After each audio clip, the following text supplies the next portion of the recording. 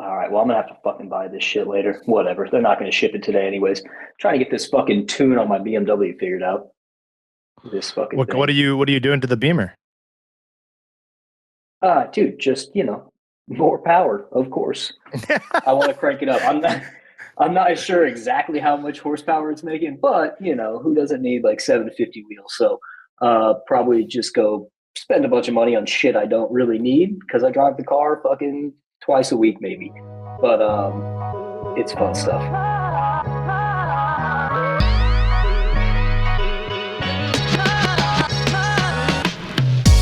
All right, what's going on, everyone, and welcome to another episode of the Market Misfits podcast. I am your host, Joe Shiva, joined once again by my buddy, Federate Smiddy. Smid dog, how you doing, dog? Good. How you guys doing today? I got myself a crispy boy in my Talladega Super Speedway, koozie, which I know you'll appreciate. Turn left, Joe. Let's get it. That's right. Going real fast, real left. A little bush latte. Good old crispy boys. You pound. What are you having over there? Anything? You got a little cerveza? Oh yeah, dude. This is a Hopadillo, so it's a little Texas. Oh, it's a little bit better than a Busch Light, huh? Yeah, it's just a smidge, a little more bang for the buck over here, but nothing too crazy. All right, well, let's dive into this. So, obviously, last time we spoke. Before we do, what is it? May 6th, oh yeah, I always bury the lead. Every time I bury the lead of the timing because people get so upset. It is May 6th, 2025. We're recording after the close. There we go. Now we got it. I got to add this to like my own run of show because I keep forgetting. We're getting better, guys. Progress here. Progress. Yeah, for sure. Okay, so last time we spoke, we were talking about like Cem Karsan and a lot of different volatility plays. But before we dive into all of that, let's talk about what we've been doing or what we've been trading. Because I finally have been starting to put on more positions. Nothing like long term yet. I'm still not there mentally.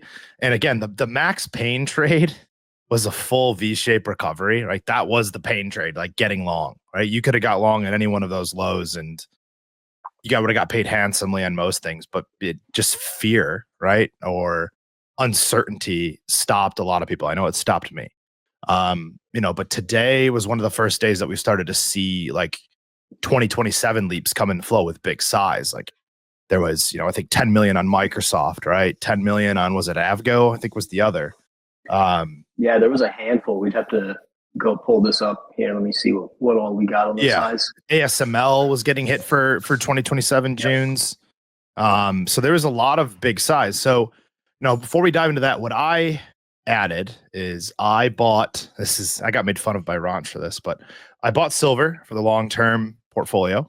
Nice. So I'm in SLV. I'm not in futures. Obviously I just bought SLV. I would call this more of like a year or two trade type thing, like not like full on investment, but something I'm willing to kind of hold out on, playing, off of the gold and then some other news that was coming out about some batteries needing silver and shit. And I was like, that's enough to kind of dabble on a little speculation. And then I am back playing VIX. So I am now playing 25-40 call spreads for August.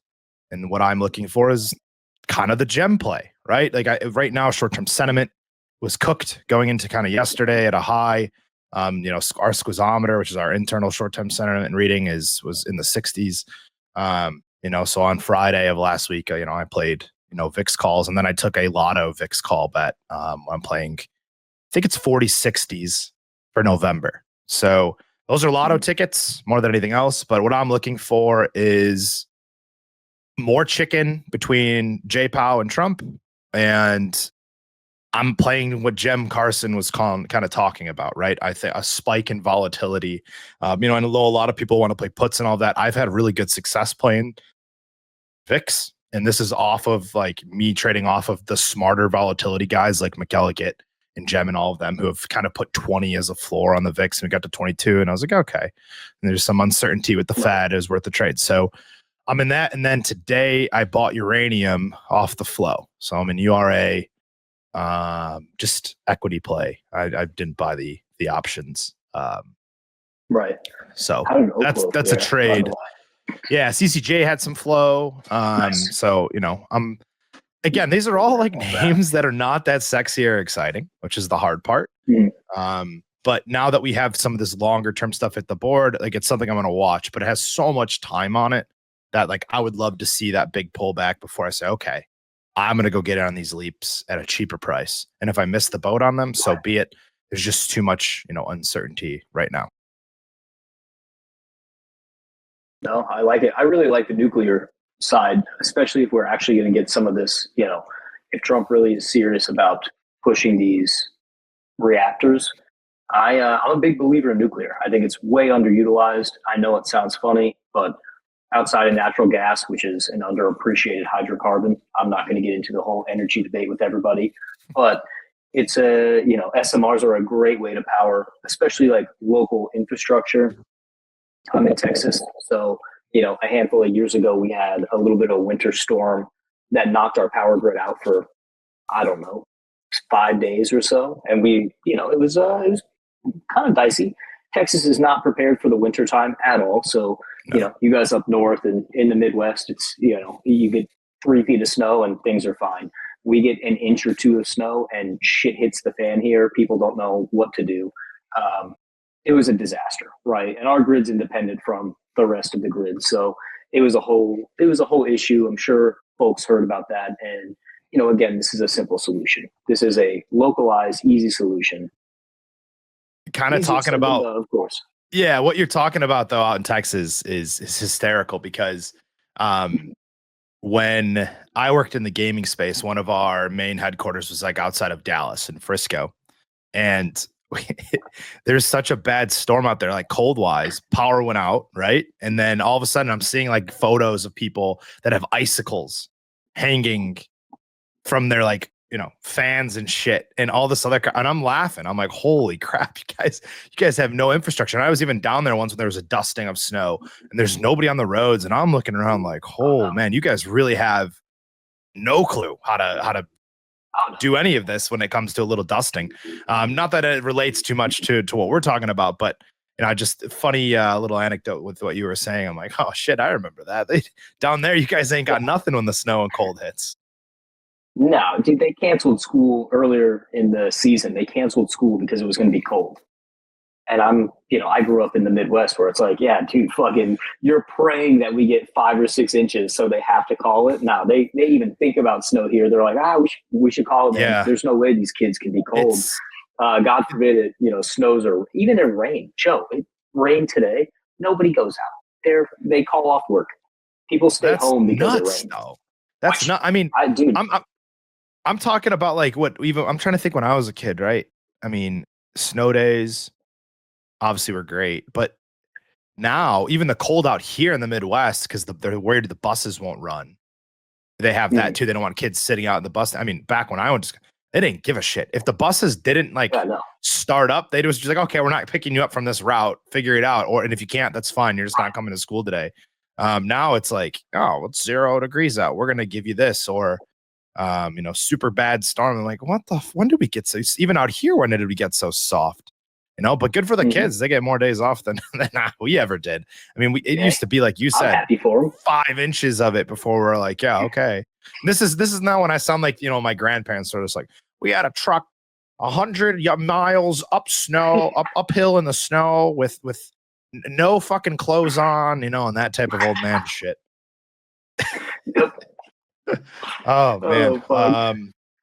Anyways, what have you been doing? So obviously, you know, just to recap, like I'm playing uranium, I'm in some equity there. I'm playing silver, but silver is like a longer year or two trade, maybe even longer than that. You know, uranium will be a regular trade that I'll manage. Then I'm playing VIX for August and VIX for November lottos. We absolutely implode the Cem Karsan way. But other than that, I've just been scalping. It's been my bread and butter now all year, is just scalping the indexes, mostly just playing NQ, and it just works. So it's so hard for me not to want to just do that most of the days, not have to worry about like managing longer term positions. But I know you've been dabbling around a little bit in more of like, day-to-day trading. So what have you been looking at? Dude, mostly playing the Qs. I had the Reddit earnings trade from last week. So bought the 122 calls and took some equity, took 1,000 shares into the call as well. Booked those, so made some money. Actually flipped short, so held the calls, flipped short yesterday, made some money back.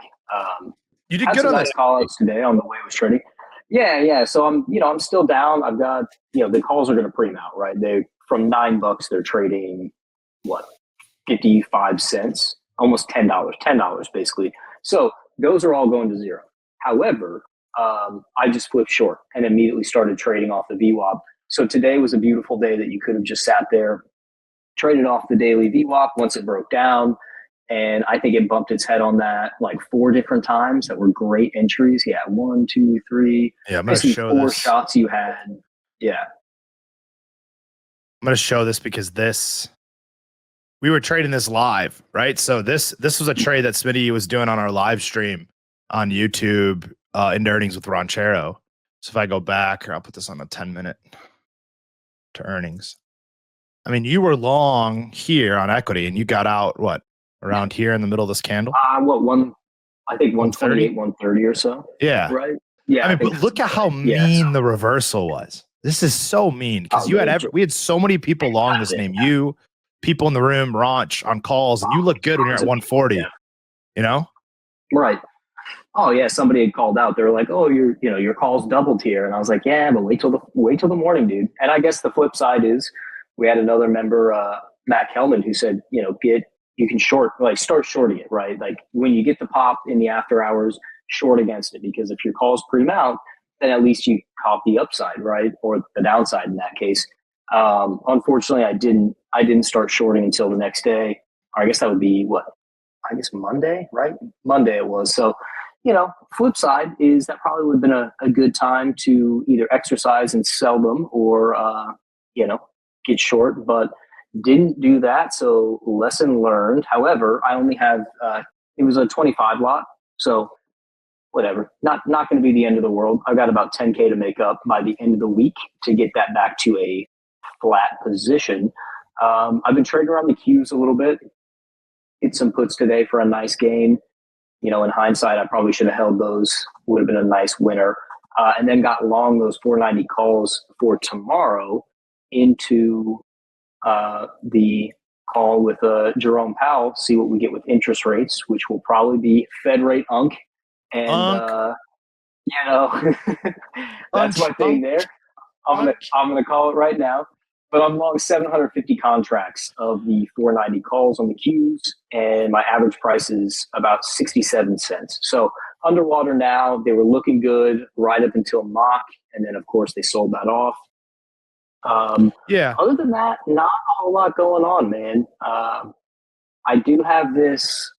I got the call on Saturday from client, and he was having an interesting day. We were catching up about, life stuff, racing cars, other cars to buy. And he really has been after this Moderna position. So this will be the second time this year we've played it. And the second time we are pretty underwater. So we bought 100,000 shares at about almost $28 is our entry. So, $345,000 drawdown today. Not my favorite. Yeah, you got nailed with news. I mean, it's a tough trade in healthcare. What was the news?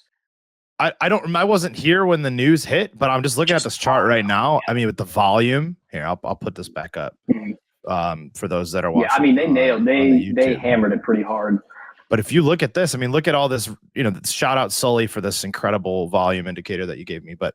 I mean, look at how much it just shot up here. You got nothing. It's dead. Mm-hmm. This just sold. Exploded. Yeah. Yeah. Someone posted in the room what it was. I don't remember what it was, but I think it was a pharma bill. I think Trump signed a pharma bill.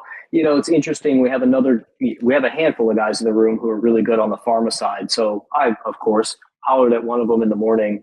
Shout out to VS, and asked him his take on it. And he sent a handful of great articles over.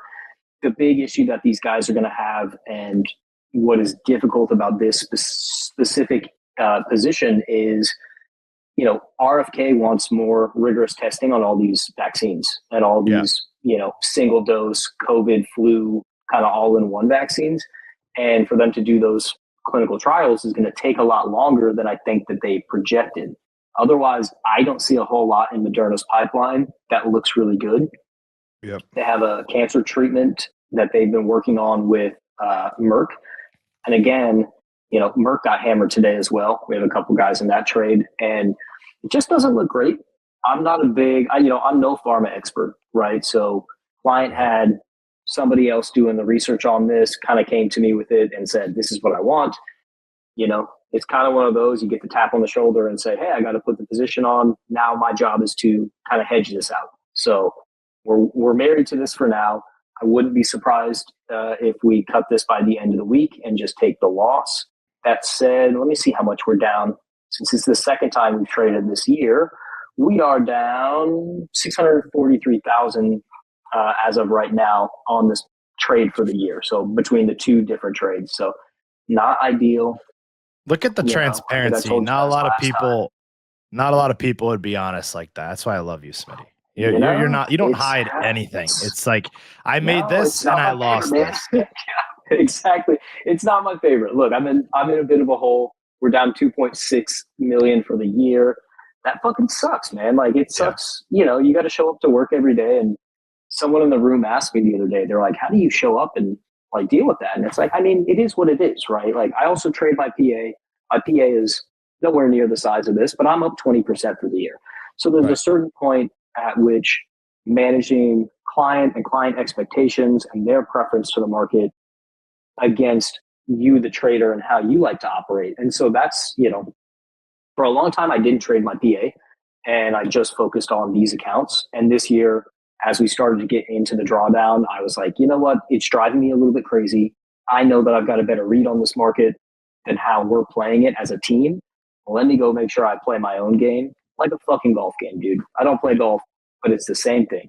You can play in a pairs, and it's like the day that you play a great game solo and the day you play a real shitty game with your partner, it's the difference, right? And, it's not the easiest thing, but at the end of the day, what we do here is transparency, right? Like, we've all sat here and watched Lucci have great years and bad years, and I think it's important to just be honest about it. And it's a little easier the fact that I can say like, oh, it's not my money, but like at the end of the day, like it's still on my scorecard, right, guys? Like, I get paid off the fucking big wins. Last year, was a good year, right? So it still matters. I'm still sitting here, but I got to show up every day. So I got to show up, I enjoy it. We have a good time. We laugh, we get on stream. It is what it is, man. So that's kind of my spiel right there for now. I love that. I love that, Smitty. And it just, I've said it to you before, but it's refreshing for the honesty. And that's something that was like my whole point, right? Like, all of this is just honesty. Like, if I end up blowing everything out, I'm going to tell everybody, right? If I end up having I'm going to tell everybody. And that's the fun of this, is just the pure transparency, that there's no bullshit. Like you said, we've seen Lucci have $2 million months up and $2 million months down, right? And the same thing on your end. So I love that. So switching gears then a little bit, I want to touch on what we've been following before we get into a little bit more of the technical stuff. But Cem Karsan. We've been tracking his call for a while and listening to his pods. We have a lot of respect for the guy. His call was, again, just to reiterate, a dip, which is what we've had, and then a partial retrace of that dip. He has us rallying, I think it was like 5,600 or 5,700 to 6,000. I don't remember if that's ES or SPX. Doesn't really matter. I've heard him, I think, kind of say both.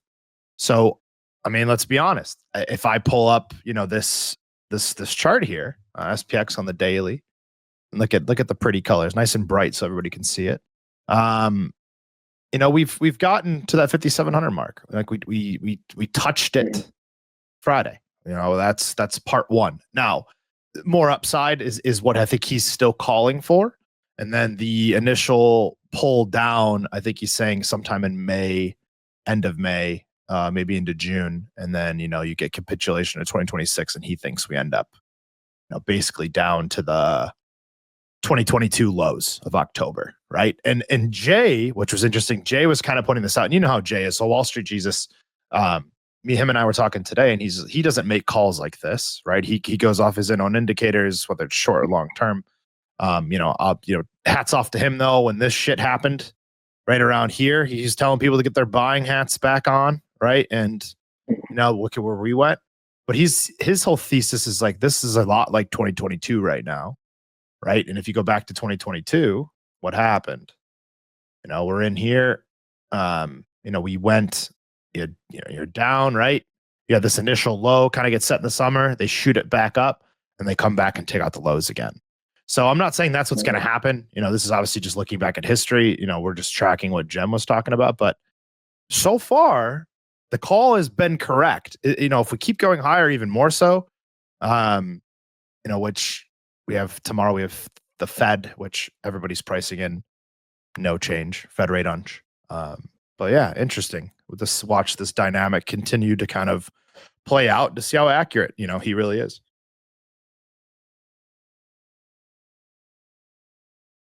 But on that note, Smiddy, this is where I think this is where the struggle comes in, right? At least for me, right? Like now I have VIX calls, so I'll play the volatility, and I'm playing vol, right? What I think I'm going to do more of now is starting to trade more on the volatility products, given kind of where we're at.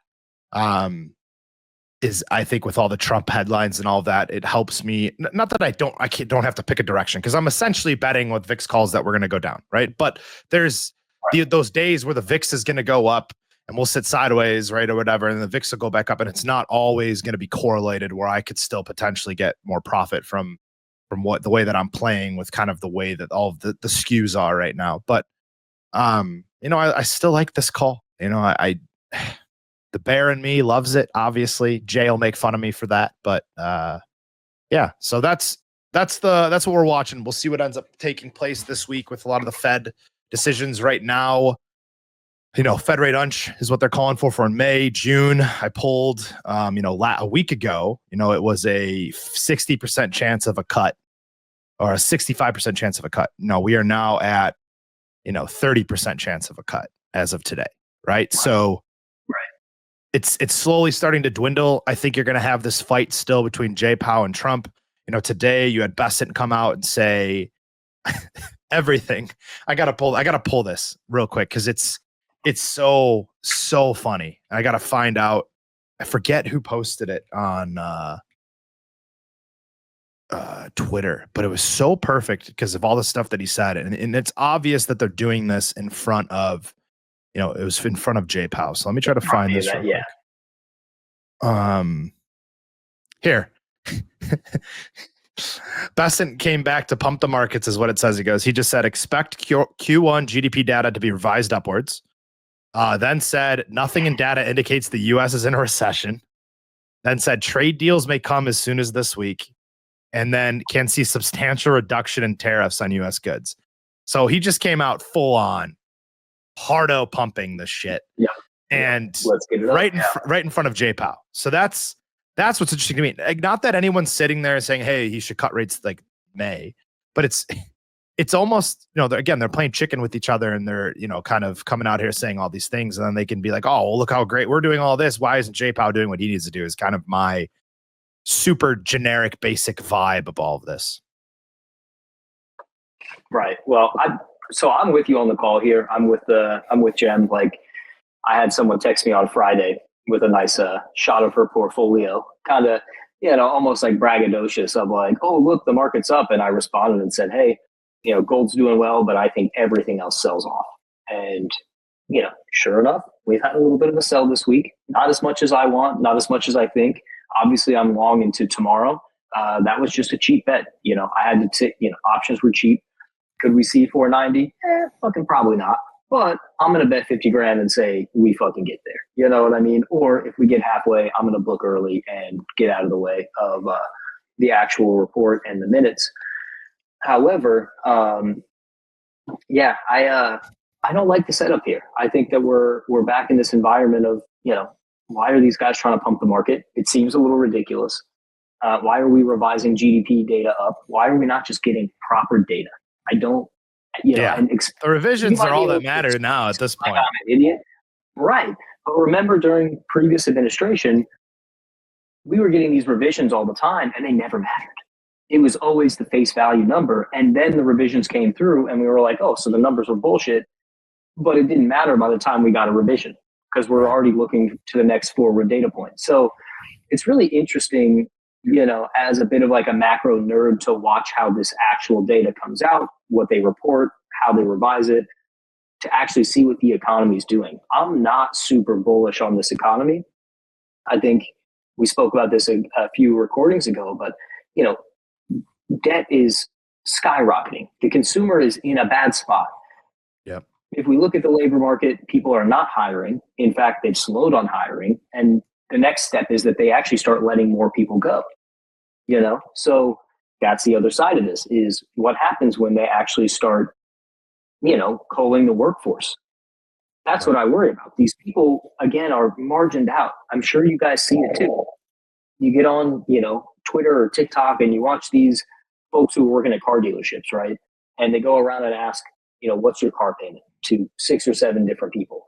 And the folks working at the car dealership are paying $1,200, $1,300, $1,400 a month to drive a 2025, Dodge Ram or Grand Wagoneer Jeep. And it's kind of insane because, I'm the type of guy that when I go buy whatever car I want, I like to have XX amount of the amount of that car value in my bank account in liquid cash. Right. I'll still finance a chunk of it, but I don't want to go buy a GT3 in cash without $330,000 in the bank account or whatever it takes, right? So these folks who are over levered, and granted, you can just give up your car, you go buy something cheap, but I think that there's a systematic problem. I'm not saying this is like a 2008 moment, but it feels reminiscent, right? Joe, we were kids when that shit blew up. But my parents were caught up in that nonsense where they had overfinanced a big house and that shit blew up. And it had, financial repercussions for them for years. And it was really interesting watching that from the inside, where if you didn't experience that and see it firsthand, you almost were immune to it in a sense. And I think we have a lot of young borrowers who are like, yeah, dude, throw it on Klarna, fucking finance, Sizzle or whatever all these payment plans are. It's like, dude, this all blows up. It's who's going to be left holding the bag? Right. And that's what I wonder. And that's what you have. That's really interesting that you kind of said, kind of brings in is a nice little like segue into, talking about what Charlie McElligot was saying, because right now, basically what you're saying, what I'm saying is we don't believe in the rally, and we're not the only people, right? Vast majority of people out there don't believe. I mean, you had that guy on CNBC today that everyone loves, John, whoever, what was his name? It's gonna kill me. We talked about Paul Tudor Jones. I don't know why I said John. Oh yeah, Paul Tudor Jones is out there, calling for the world to fall apart and all that shit again today on CNBC. And Jem has the same thought. McElligot thinks that VIX has a floor basically of 20 and it can only go higher after that. And it doesn't. I mean, everyone that we see is all bared up, which to Wall Street Jesus is concerning on that we won't get there. He's like, okay, if everyone's bared up, we're not getting there. But it shows in the flows, right? Like call skew is nuked. It's nuked. Mm-hmm. There's no demand for upside convexity. There's just no demand for upside to have any type of upside attached to it. Like that. That's why today was so exciting to actually see some 2027. But that's 2027. We're talking like June 2027. Not even. They're skipping all of 26, which is kind of insane to be like, what? Call 26 a wash. Fucking 27, baby. Exactly. They're betting that by that time we're over all-time highs and pumping under Trump, right? That's initially the bet. And they're going to probably play around it, but everybody has so much left tail, basically protection on. Like they're sitting so deeply in puts across the board right? That you could take it's fine for them to take some of those positions at this point but you have to see how much time they have. And that just is even more of a thing for me of like, no one really believes in this rally. And that's why it was the pain trade. This was the max pain fucking trade, which was a V-shaped recovery back to all-time highs. And again, we haven't hit that yet. Like we have a whole another level to get through of like 5,800 SPX. But so far, it's been a rather impressive bounce. You creep up to that 6,000 level, you're still respecting the highs. And that would be a pretty incredible spot for this to sell off from, you know? Yeah. Absolutely. Right, where really all this kind of broke down and just continued selling. So would be interesting. But again, you know, that said, from the long-term point of view, lends a little bit of credence to what I was saying of, you know, the cues that I bought for tomorrow were just so cheap. I don't remember, you know, even though they're 7-8 points out of the money at the time, I don't remember options being that cheap going into a Fed meeting in quite some time. And that's why I had to take the shot, because we could have that, you know, people caught off sides, immediate snap back, which is what we saw today on the mock, right? Or market on close, for those who don't know what that is or what we're referencing. But, you know, we had a buy side. Yep. We had the $1.5 billion to the buy side, and they just sold it right off.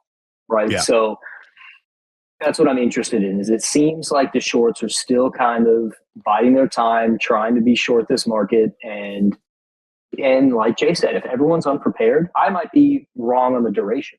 You know what I mean? That very well could be the situation.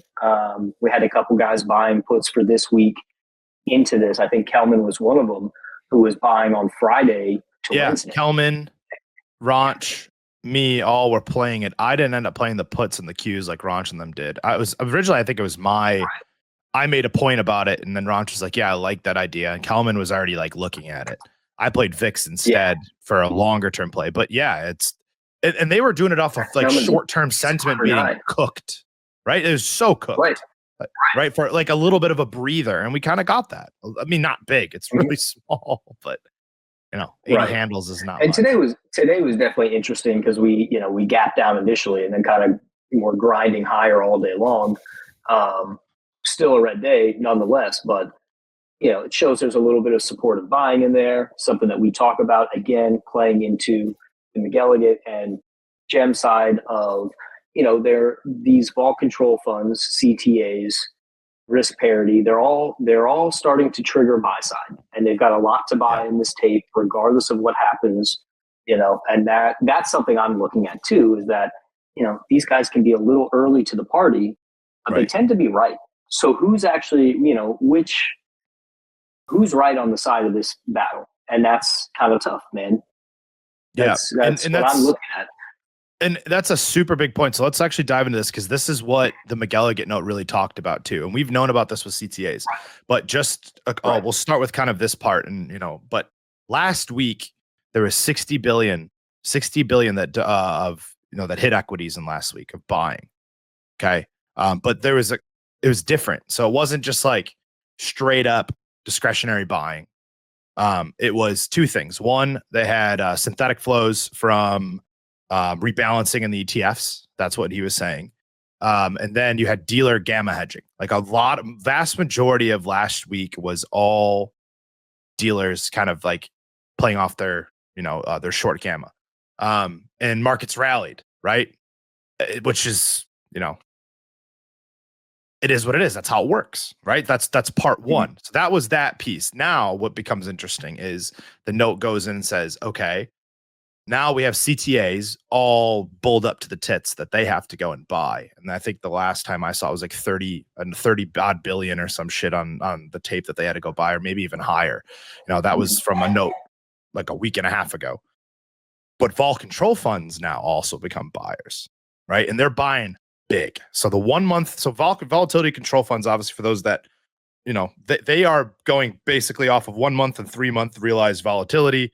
And there's a window that they look at, and that determines what they're doing, right? In a nutshell, right? Smitty, is that the easiest way to kind of explain it? Yeah, pretty much. And if I can go further, there is, by Friday, I believe, a handful of the large outside, like I think they were 3 to 6 sigma moves, start to fall off on the 1 month realized vol. Yeah. So we start to see that really come in, which is what helps these guys trigger those buy programs.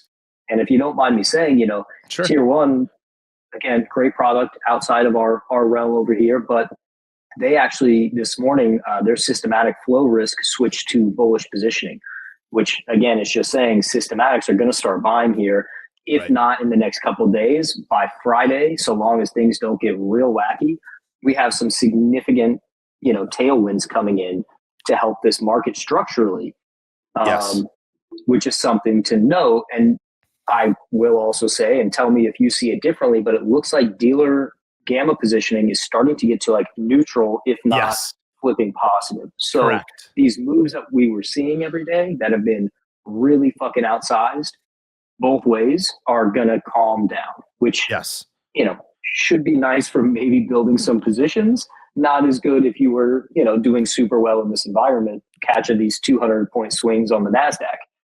Right. And the hard part with that is it looks like even though that the goalposts for that gamma flip keep kind of moving like higher, which is concerning in and of itself. But we are at that point where we're like neutral, getting to neutral gamma with like exactly the way that you said, and getting to a point where, we might get a little bit more stability. But so far, it looks like they keep the posts keep kind of moving, which is interesting. It was a note that I saw this morning on that where it looks like it's kind of like rolling higher to like 5,700 ish. Before you kind of get that flip. And a lot of that has to do with there's no demand to the upside, right? Like there's no upside demand. It's all still to the downside. There's a lot of things go to it. But to your point of what you're seeing on Hedge Eye and what you just said is because that 1 month realized volatility is dropping out, right, of that number on their look back window. That's where you're getting this $30 million worth of mechanical buying this week, which becomes wildly supportive. Right. That and the McElligot note came out with something which was really cool was over the next week they back tested this. When you get this much mechanical buying from vol control funds, it is an 81% hit rate that we go higher. Right.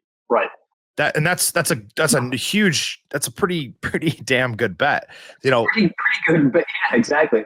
I read that before the call and was sitting here as I added to my queues, and I was like, I could be, this is a 1 day bet essentially till tomorrow. But I started thinking like, all right, this might be the spot where we start adding a little exposure and see if we can't catch even the back half of this upside. If we have another 300 points in the SPX, like, hey, I'm happy to catch 200 of them and then get out of the way.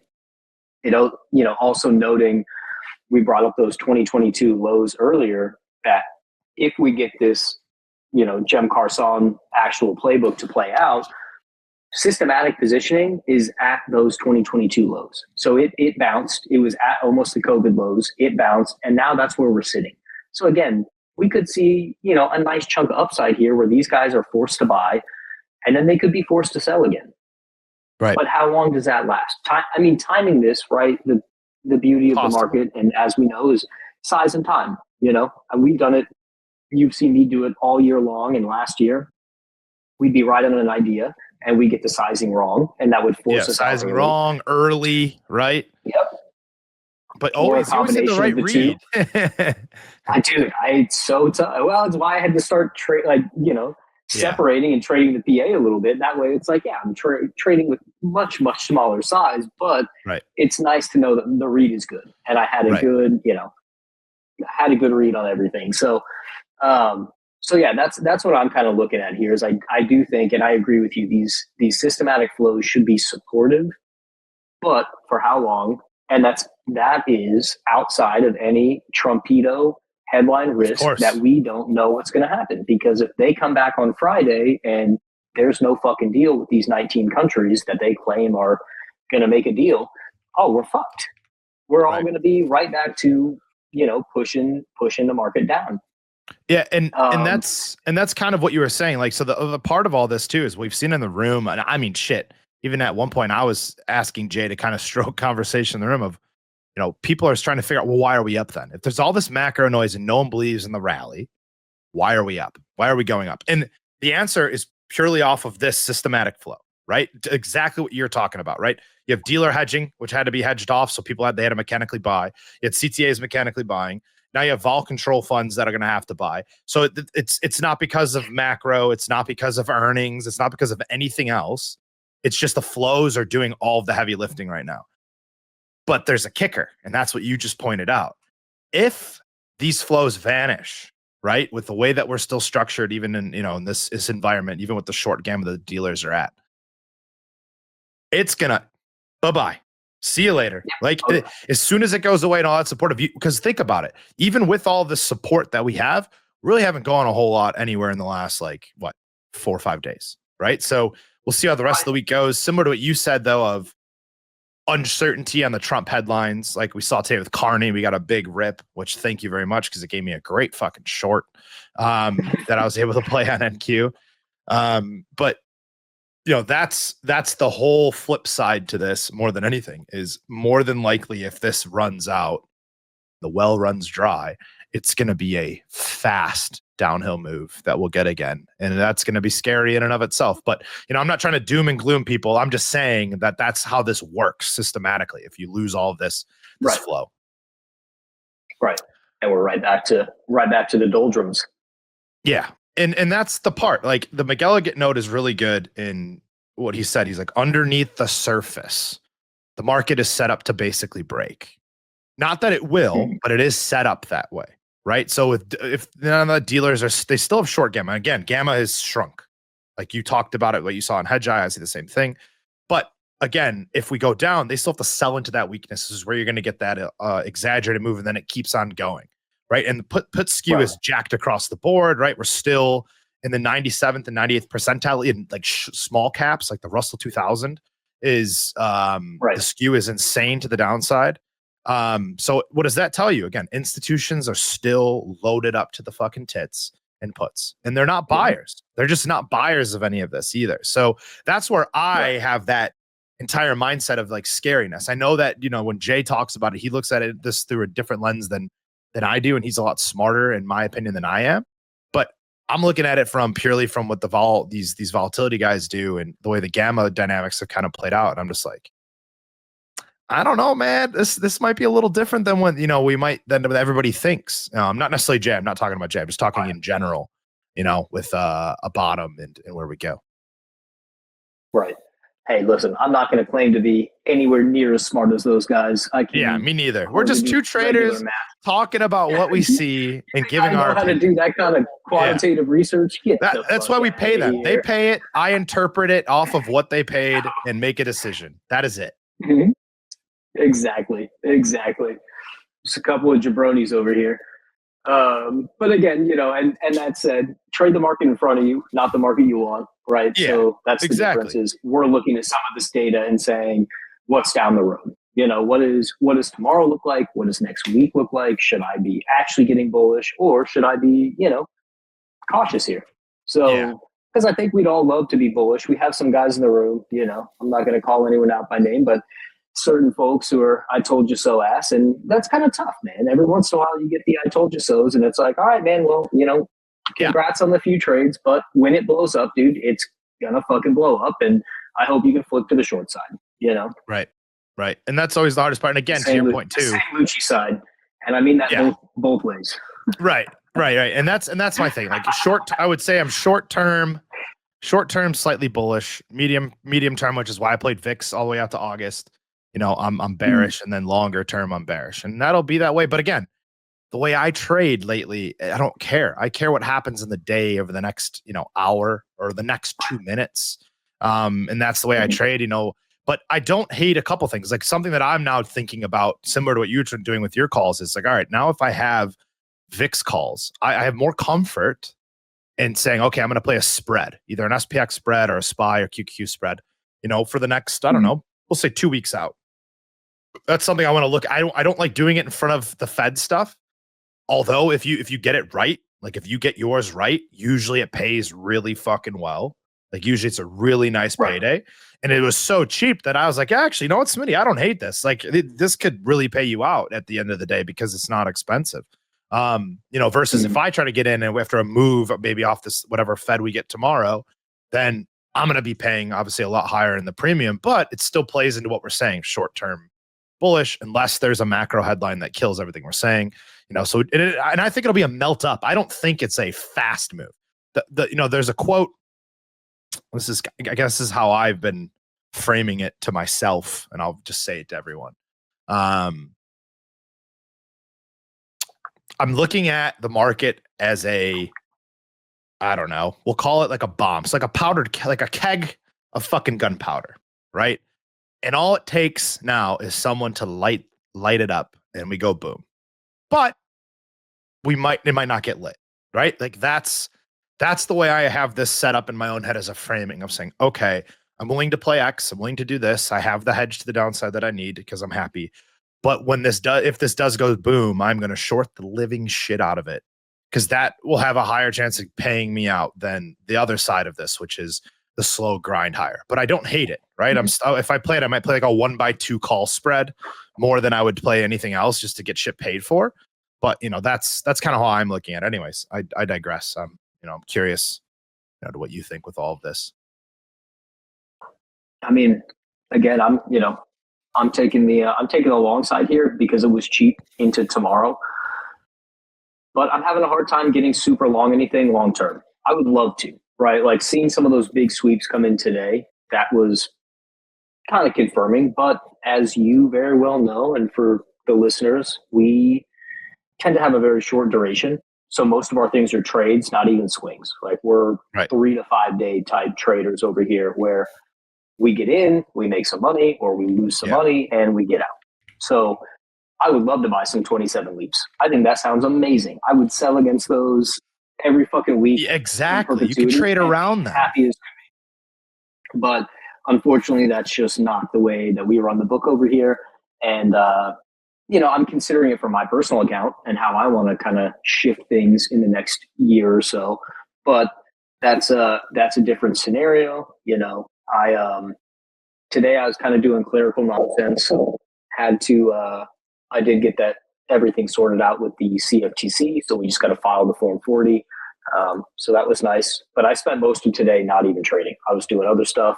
I had to go install a fucking light in the bathroom for my wife. I mean, come on, guys. There was a couple months ago, I was painting a wall. I got called out for painting. They're like, what are you doing painting a wall? I was like, listen, they're installing a new fucking bathroom vanity. I got to paint this wall right now. Shit happens, guys. But if you need any electric work, you let me know. Yeah, I just did that. I just did some over the weekend. I put in a vent fan in the bathroom upstairs, so I had to run some wires. Yes. Had to run some wires. Because I don't even turn the breaker off either. I kind of fucking just. I just flip the switch and don't touch the wires together. Fuck it, right? That's the only way to live. Exactly. Yeah, exactly. Don't touch the two at the same time. You probably can't die. But if there's a day that I get fucking zapped off a ladder and I'm in a wheelchair, you guys feel free to make fun of me for that. Yeah, exactly. Now you guys will definitely know why. But no, other than that, I don't have a whole lot going on, man. I still think that gold looks really good. That's been super strong. I think we're going to go back to all-time highs. We're like $60 off the all-time highs. I think to the T was like 35. I got 35.09 on the futures. I think we're going to probably crack right through that, which again tells us that there's probably something structural here that other central banks are worried about. Hence why we're seeing such big buying. I said this last recording, we are seeing massive inflows of retail buying. We have a couple members in the room who buy a ton of gold as well. So there's something to it. There's something to the gold trade. I don't know how high we go. My target was 33. 35 is, insane. I was able to catch near the lows here and made some good money. So I moved right along from that. Kind of regret closing that trade out. That would have been a much bigger gain for us, but it is what it is. Can't go back and hindsight trade that. And then the other thing we're going to talk about is my favorite, Joe, the fuck you TLT. Fuck off. And there was flow in it today. So here, I'm gonna put this on the screen too. I'm gonna put this on the screen just so I can eat my words for you. Here is TLT. So let's talk about it. Listen, again, the premise here is it's the rate teeter-totter, right? So as rates come down, TLT is going to go up. It's almost like the CTAs. It's mechanical. There's no two ways about it. If it doesn't, something's broken, and that's more concerning. And I would be probably looking to be short the whole fucking market if that's the issue. But I think we mentioned this at about $86 the last time we saw some pretty big call side flow in this, and then this thing went up to almost 90, or I think right about 90. Well, you had this call right in here at 86, right here. Yep. Smitty made the call about TLT, and I kind of laughed. I'm not going to lie. I'll call a spade. I laughed because TLT's not sexy, right? Just like me playing fucking uranium and silver's not sexy. So, but hey, if it makes money, it makes money. And look at this, 86 to $90. And now we have a little bit of a retrace and we're back up. Little pullback. And then what we see again, and that was all premised off the call sweeps we saw, right? So yeah, I was watching that, and I keep a nice little chart of all this strip of rates here from the 2s to the 30s. And then TLT pin with it. And that was what we were seeing is at that low, the only thing that got it on my radar outside of just watching it for the sake of having it on my financial spread chart over here is that we saw some pretty size sweepers come in and buy the call sign. And that's when the radar goes on. The TLT sweeper guys are money. Like it's whoever is doing that, it's like they know, right? So again, we saw them today. They were a little bit smaller. I think 2 sweeps for like 50,000 and I think maybe 30,000, somewhere around that range, but they're back. And those guys tend to get it right. And that's what makes me think, all right, interesting. We see some sweeps ahead of the Fed, could be nothing. And they're not big. The last couple, I think, were $500,000. So the big guys that caught my eye at those lows were $500,000 sweepers. So that's someone who's actually, playing this with some size. But the sweeps today kind of made me think, there might be a little bit something to this. We'll see if rates come in. TLT will just rip right back up to that 90 level. And it's right before the Fed stuff too, right? And they were buying the 87 and the 87.50s for this week, right? Right. Why does it say 507? So they're nearly at the money. Like they're either at the money or just inside. But again, decent bet there. I think decent bet. And if we get, imagine we get a rate cut tomorrow. If we get a surprise cut tomorrow, these guys are going to be, what's the old saying? Buy bonds, wear diamonds. They'll be buying some diamonds or some Rolexes or whatever they fancy. So that's my take on it. I could be wrong. I've been wrong before. I was wrong today. But I mean, the initial call was perfect. You basically got the bottom, right? Like, I mean, call a spade, right? And it's, my cousin was texting me today and he's like, you see any flow on TLT? And I was like, what? Really? This is like a dagger now. Like, you guys are just stabbing me slowly. I got my cousin who barely trades, asking me about TLT calls that he's in. And I go, you're in TLT calls. He goes, yeah. I go, what the fuck for? And then I'm like, oh, because you probably talked to Smiddy, even though you guys don't know each other, which is hilarious. Fucking unreal. But, it is what it is. I make fun of it, but it's sometimes the best trades are the most unsexy ones. That is something I think you and I both learned. When Ronch was giving me shit about silver, I was like, Ronch, you know how much I'm up on my silver position? He's like, what do you mean? Right. What do you mean? I said, I'm up a whole buck already in silver, and silver don't move fast. So he's like, oh, okay. Like, that's not bad. And I'm like, yeah, of course it's not bad. Right. So, but I mean, again, the silver stuff, I'm a buyer of physical silver. So I buy, throw it in the safe and fucking, it just sits there. But I think I was buying a nice chunk of silver rounds at like $24, $25. So, now you look at it and those are trading $35, I think, on the, in the actual market, right? If you want to sell them back to a dealer, that's a pretty good fucking run up right there. Can't beat it. And they're, you get into like the Wall Street bet side of things, and some of those guys think the silver gold ratio is all skewed. It's a little different. Again, I see the inside on the gold side, but it's I think it's a good trade. I think there's a little bit of a scarcity demand there that nobody really factors in. Yeah. But well, I won't go too deep into that because I don't know a whole lot about it. Yeah, I know nothing about any of the precious metals or whatever they call them. Right. I'll play gold if it's catching Momo or if you guys like it, because you guys are really good on the gold side. Silver, I actually took this because of more news, even though it came out a while ago, but it was just another talk about Samsung's battery that they're coming up their solid state and like how it could charge in like fucking no time at all. And, it needs a lot of silver for it to work. So I said, okay, well, even if it's just a temporary pop in this or whatever, I'm like, given what gold's done, I'm like, I'm willing to take the bet. And it's equity. So I don't have to worry about it. I can take as much time as it needs. And at the end of the day, I don't think that silver is ever going to be, go back to a point that it's not worth something. And if I'm wrong, I got 20 years to let it come back. So bingo, exactly. No. That's why I like the physical, man. That's why I buy a little bit more of that. I think gold's a little bit expensive here. And again, as we're in the business, it's kind of hard for me to go pay the premium on spot. So I buy silver and I sit on it and I'm happy with that, I love it. But yeah. Anything else you would like to add, Smid Dog, before we move into my favorite segment? Oh, we're probably gotta skedaddle over to the best part of the show because I've got another call we gotta hop on here, and I just got a text that I'm going to fucking kill Tony next Monday. Oh, that's nice. Fucking get it, dude. Oh, that's sick. I just saw Lucci's best friend. Oh shit. No, they're not. It's I know you're Tony memeing. got in trouble for some of the Puerto Rico comments, and I will say I saw his stand up after that shit. It was fucking amazing. I saw his stand up 2 weeks ago. It was pretty fucking awesome. The guy's a riot, and I ran into him at one of the buildings at his residence, and he's a super fucking nice guy. So I love for as it. much shit as he gets, whenever I come to Austin next, we have to go because I've been dying to see him. Oh yeah. You'll have to let me know. It's hard as fuck to get tickets, but I'll do my best, man. I bet. All right. Well, if you got a boogie, we'll hop into this trade or fade then. So my favorite segment now, trade or fade.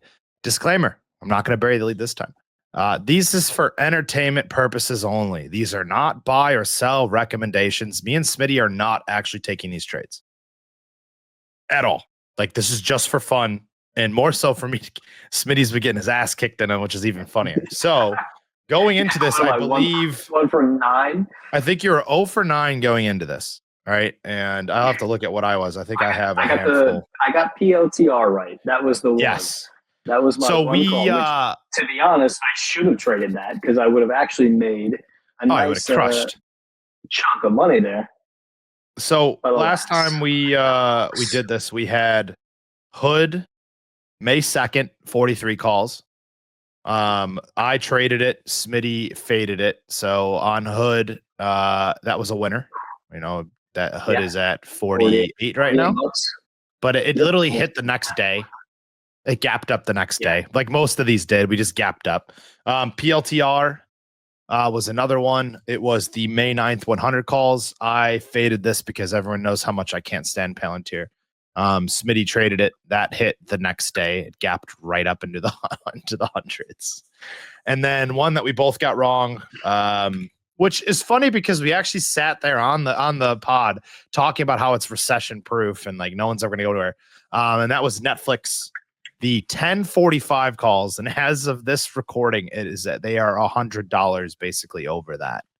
And again, that one hit, I think the next day too. Yeah, I'm pretty sure it did. Yeah, it so absolutely has just because we just gapped and then it just ran. Like it's been green since earnings. Yeah, I went to 1160. 1, 2, 3, 4, 5. Absurd. 1, 2, 3, 4, 5, 6, 7, 8, 9, 10, 11, 12 or 13 days green. Well, one small breather in there, but I won't count it. That's nuts. So that I think I'll have to figure. I have to put this in a spreadsheet so I can remember what I am. But that gives that Smitty is now 1 for 11, right? Or one? Yes, 1 for 11.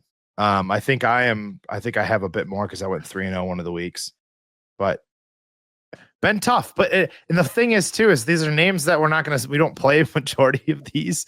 Not that these are not names that we wouldn't take. It's just that given our current bias, like we're taking trades that are in a much shorter duration than 3-week swings or 2-week swings, right? So this is where it's fun for us. So I have a couple. So now most of these have been off of our Banana Man friend on Twitter, but he has been posting less because he's getting absolutely roasted for some really dumb shit.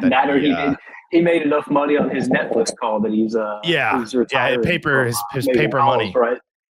So we have a couple, only like I think one from him, and then we have a couple other ones that I'd seen hit our board, and then like an earnings play. So these are again more random. So let's start with our good friend MSTR, Smitty.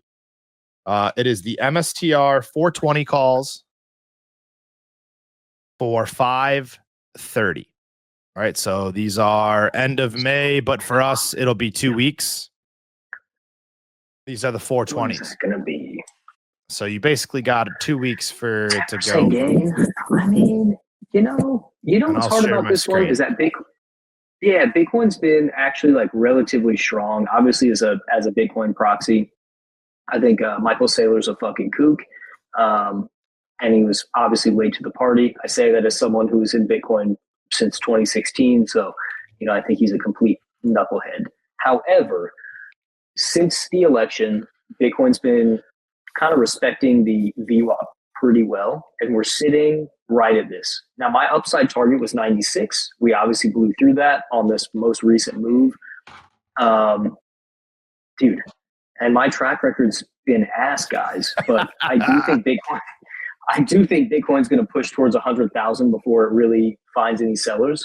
So I'm going to go ahead and trade this one, dude, because if Bitcoin can make the push, MSTR is going to make the push as well. Whether or not it's going to get to that 420 blaze it area, couldn't tell you, but I would take the trade. It's about 10% move from here, by the way, folks. So Smitty's in, and I'm fading. I am fading this for no other reason than I guess time. I know MSTR can rip that in no time, but it's kind of hit its head up here at this 400 level.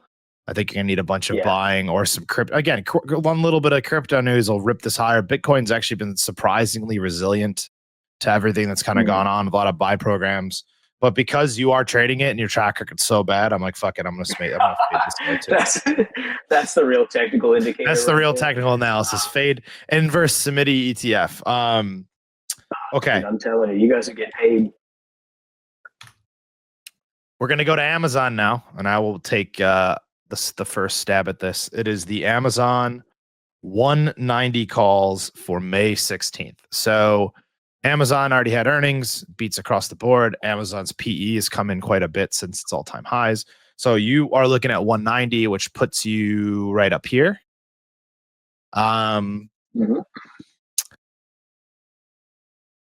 If we're going to play this whole mechanical flow shit and we don't get an odd tariff headline or anything like that in the short term, or Trump has this big announcement he said on Thursday and Friday, again, I'm probably going to add long exposure in the short term over the next week or two, on top of obviously my VIX, like I said. So I would trade this. I'm actually, no joke, I'm not going to say I'm going to take this particular trade, but I don't hate where Amazon's at right now for a potential little move higher to the 190 mark, and that would be the ultimate target. So I am going to trade this. Smitty? I'm with you. I'm actually going to take this as a trade. I like where the 50 SMA is sitting here at almost 192. I think it's a good spot, man. And again, the tariff news, the shenanigans are a little bit priced in at this point. So yeah, I think the fear of everything is starting to wash over. People are starting to, come back to reality. I think you got some upside here. That said, if I'm not mistaken, someone mentioned that Bezos is selling another $5 billion or so worth of stock. Of course he is. Which, if I remember correctly, last time he's a big seller, like 200, because those the yachts don't buy themselves these days, and the spaceships don't pay for themselves. So you got to do what you got to do as the CEO. I think 200 is the spot. I like it. He's not even CEO anymore, is he? No, he's not. There's somebody else. He's fucking doing his Blue Origin or whatever the hell it is, that his Katy Perry spaceships. Andy Jassy, the Katy Perry spaceships. Get out of here. And he's getting laid and worrying about models. So he's in a different world from back then. As you do. All right, so last one, I'll kick to you, Smid. This is going to be our first earnings play, because this catches earnings. It is ARM 130. All right, so the target for ARM here is 130. That was some flow we saw today. That was an earnings bet, probably one of the bigger ones that we saw on ARM. It has earnings tomorrow after the bell, May 7th. 130 is about right here. Scroll back a little bit. Move on that bad boy. My guess is it's a lot higher. I can go pull. I'm gonna go pull it. $11. No, about $11. So, or 11 and a half. So this is a bet that you're gonna go up off. I like ARM over here. Yeah, I like ARM in general. The all-time high VWAP, or at least the yearly, from the year's high, is 130.88. So I could see us definitely going up to that level. Whether or not it holds, I don't know. But I would assume that these guys do all right. I think this is a good trade. Okay. He likes ARM. I mean, I like ARM in general. The expected move I have is like 9.5%. Here's the thing with ARM though. So whenever I do options plays on earnings, as most people have probably heard, I like to play skew, right? So I'm playing a condor and selling it for premium and hoping that we don't touch whatever it needs to touch, and I get the whole vol crush. ARM historically for earnings, even if when it beats, doesn't do well. So if I go back and look, February, here, right, it was a beat, and it moved down 3.5% the next day. Here was another one. It had a beat. It only went up 4.1%. And then this other big one right here, it had a beat and it dropped 15%. So I'm going to just go with history here, having not really researched this or anything. And I'm going to say that premium sellers will win in ARM. And we are not going to see 130, even though the thing is 130 is really not that far away. That's the hard part of this. Like if we're talking 140, it'd be much easier. So that's where this is a little testy. Like if it has good earnings, there's a chance it obviously goes to 130 and then it pukes its mind out. But this is just talking about touching it. So Smitty's gonna trade it. I'm gonna fade this just off of history. We're gonna call Smitty a bull now because he's trading all of this shit. He is bulled up to the tits. Oh Lord, here we go. Yep, I need my cues to pay me tomorrow. Damn it! Come on, guys. I love it. So that is trade or fade. So to recap, we're the MSTR 420 calls. By the time that we do the next pod, Smitty is trading it. I am fading it. ARM earnings play hitting 130 or going higher. Smitty's trading it. I'm fading it. Amazon 190 calls for May 16th. We are both trading, which is a little short-term bull systematic flow pop. And that's it. That is trade or fade. I will have to. I'm going to build a little scoreboard score sheet for this, just for some fun that will pop up so we can see how everyone's doing. I'm going to start tracking these easier that way than me writing it down on my little notebook. But yeah, love that. That's fun. Smitty, before we kill this bad boy, you got anything else you would like to add outside of praying to the market gods for your QQQ calls? No, not a whole lot, man. Just kind of taking it slow over here. Enjoying the days, doing house projects, and fucking. It is what it is, man. When you're in the hole, you're in the hole. So just got to keep a good attitude for those of you who are struggling a little bit. Like, again, this happens to all of us. Doesn't matter how long you've been trading. You're going to have these, days, weeks, years, and you just got to keep fucking fighting, doing the work and show up every day and have some fun, man. That's the big thing. Absolutely. Those are great, wise words for us to end on. Going to be an interesting week now with Powell, more earnings coming up. We'll kind of be able to revisit a lot of this when a lot of this noise kind of dies off, and we'll see what happens. So, we'll catch you guys again in 2 weeks. Please like, subscribe, leave us a comment, and catch us on live streams. We're doing a lot of 2 to 3 live streams a week now. The last hour of the closing day, it's me, Smitty, and Ranchero. And then occasionally I will do a live stream with Lucci off the open when he's not hungover, and willing to have some fun. So got that going on, and then we got some more other content in the bag too. A couple more. We got some interviews lined up, and we're gonna try to get Lucci now on to do a little bit with me and Smiddy here and talk some shit about some zero DT stuff that he's been working on. So a lot of cool stuff in the pipeline. Thank you guys for watching and listening, and we will catch you on the flip side. Peace.